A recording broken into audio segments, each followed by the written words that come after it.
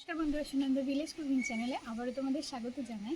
আজকে আমি আবার গরমের দুটো রেসিপি নিয়ে চলে এসেছি। তো এখানে সবার প্রথম সজনের ডাঁটা দেখতে পাচ্ছ। সজনের ডাঁটার আজকে সর্ষে পোস্ত বানাবো। তার জন্য কিন্তু সর্ষে তো রান্নাঘরে আছে, এখানে পোস্ত আর তার সাথে কিন্তু আমি সাদা তেল নিয়ে নিয়েছি।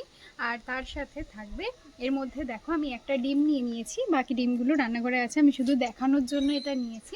ডিমটা সেদ্ধ করে নিয়েছি এগ বয়লারে। যদি তোমরা এগ বয়লারের ডিম সিদ্ধর ভিডিও দেখতে চাও তাহলে অবশ্যই কমেন্ট করে জানিও, আমি নেক্সট ডিমের কোনো রান্নার ভিডিওতে তাহলে আমি ওটা দিয়ে দেবো, ভিডিওটা দেখিয়ে দেবো যে কীভাবে এগ বয়লারে ডিম সেদ্ধ আমি করেছি। তো বন্ধুরা, ডিম দিয়ে আজকে আমি বানাবো ডিম পোস্ত।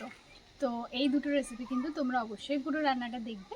সবাই হয়তো রান্নাটা করতে পারো, কিন্তু তাও আমি কিভাবে রান্নাটা করি সেটা অবশ্যই দেখবে। আর পুরো ভিডিওটা দেখার পর যদি ভালো লেগে থাকে অবশ্যই একটা লাইক করে দিও, ভিডিওটি শেয়ার করে দিও। আর এই ধরনের রান্না পেতে অবশ্যই যদি তোমরা ইউটিউব থেকে দেখে থাকো চ্যানেলটিকে সাবস্ক্রাইব করে নিও, আর যদি তোমরা ফেসবুক থেকে দেখে থাকো তাহলে কিন্তু ফলো করে নিও।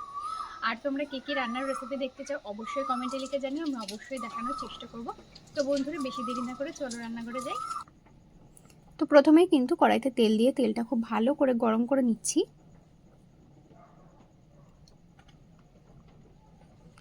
দিয়ে দেবো হলুদ গুঁড়ো,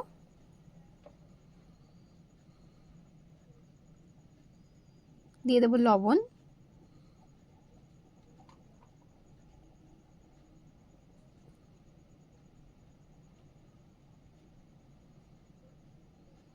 আর আমি দিয়ে দেবো লঙ্কার গুঁড়ো।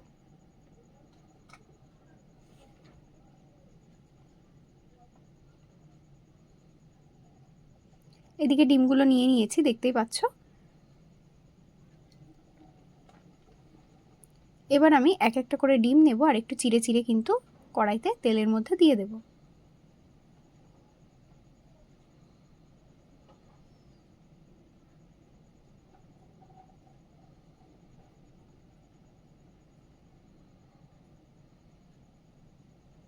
গরমের এটা কিন্তু সেরা রান্না বলতে পারো, তোমরা কিন্তু চাইলে এটা বানিয়ে খেতে পারো, এমনকি এটা রুটির সঙ্গেও তোমরা খেতে পারো, রুটি বা পরোটা রাতের ডিনারে।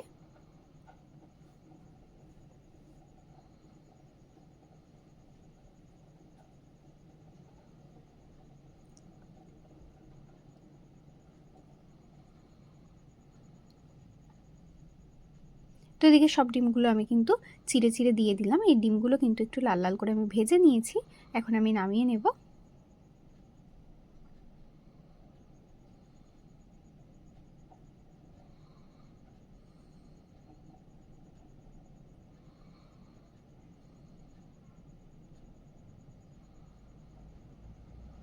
এখন আমি এই তেলের মধ্যে দিয়ে দেব জিরে আর শুকনো লঙ্কা,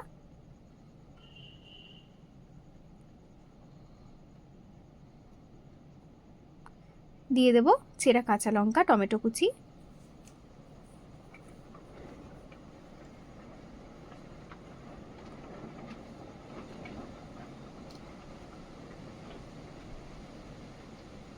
দিয়ে দেব পেঁয়াজ কুচি,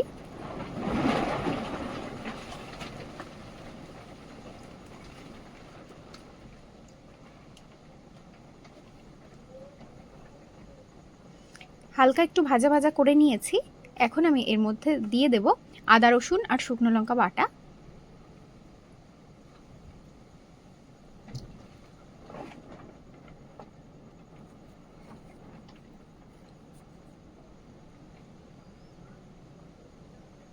দেব হলুদ গুঁড়ো আর লবণ।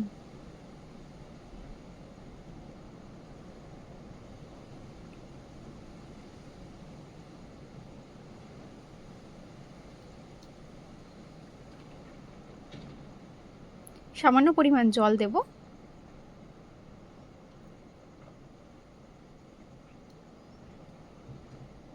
তো এদিকে মশলাটা দেখো কষাচ্ছে খুব সুন্দর করে। এখানে আছে পোস্ত আর সাদা তিল বাটা। যখন মশলার থেকে এরকমভাবে তেল ছেড়ে আসবে তখনই কিন্তু এই পোস্ত আর সাদা তিল বাটাটা দিতে হবে। তো এটা দিয়েও কিন্তু সুন্দরভাবে আমি কিন্তু কষিয়ে নিয়েছি। এখন দিয়ে দেব পরিমাণ মতো জল। জল কিন্তু খুব বেশি দেব না, একটু মাখো মাখোই হবে তরকারিটা। তোমাদের আজকে আমি পোস্ত ডিম বানিয়ে দেখালাম, একদিন তোমাদের আমি ডিম ভাপা করে দেখাবো।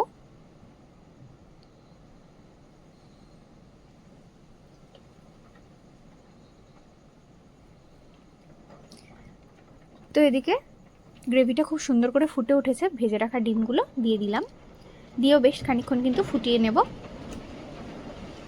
তো এদিকে দেখতে পাচ্ছ খানিকক্ষণ ফুটিয়ে নিয়েছি। এই রান্নাটা হয়ে গেল, নামিয়ে নেব। কড়াইতে আবারও তেল গরম হতে বসিয়ে দিয়েছি, দিয়ে দেব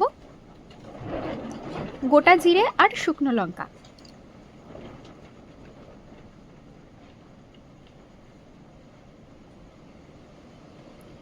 আলুগুলো এভাবে সরু সরু পাতলা পাতলা করে কেটে নিয়েছি, দিয়ে দেব। আর ডাঁটাগুলো এভাবে কেটে নিয়েছি, দিয়ে দেব।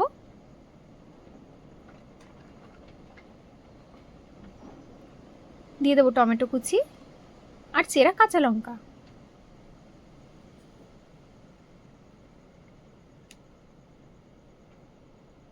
সেই সাথে দিয়ে দেব হলুদ গুঁড়ো আর লবণ।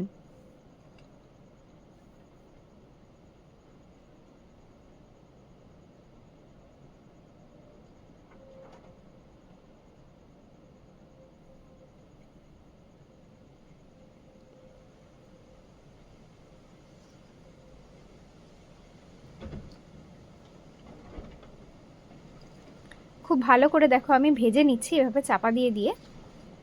এখন আমি এখানে বেটে নিয়েছি সাদা তিল, পোস্ত আর সর্ষে একসঙ্গে কিন্তু বেটে নিতে হবে। তো এটাই দিয়ে দিলাম।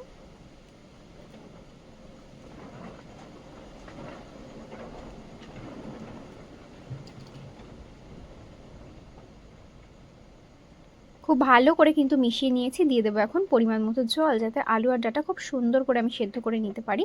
আর এই রেসিপিটা খেতে কিন্তু দুর্দান্ত হয়। এটা তোমরা চাইলে একেবারে মাখা মাখা করতে পারো, মানে একটু ঝোল না রাখতে পারো, আবার ঝোলও রাখতে পারো। আমি তো অল্প একটু ঝোল রাখবো, তোমরা চাইলে একদম মাখা মাখা করে শুধু এই রেসিপিটা খাওয়া যায়, এমনকি রুটি পরোটা সব কিছুর সঙ্গে ডিনারে তোমরা এটা বানিয়ে দিতে পারো। খুব সুন্দর হয় এটা খেতে। তো এই রেসিপিটা হয়ে গেল, নামিয়ে নেব। আজকের মতো শেষ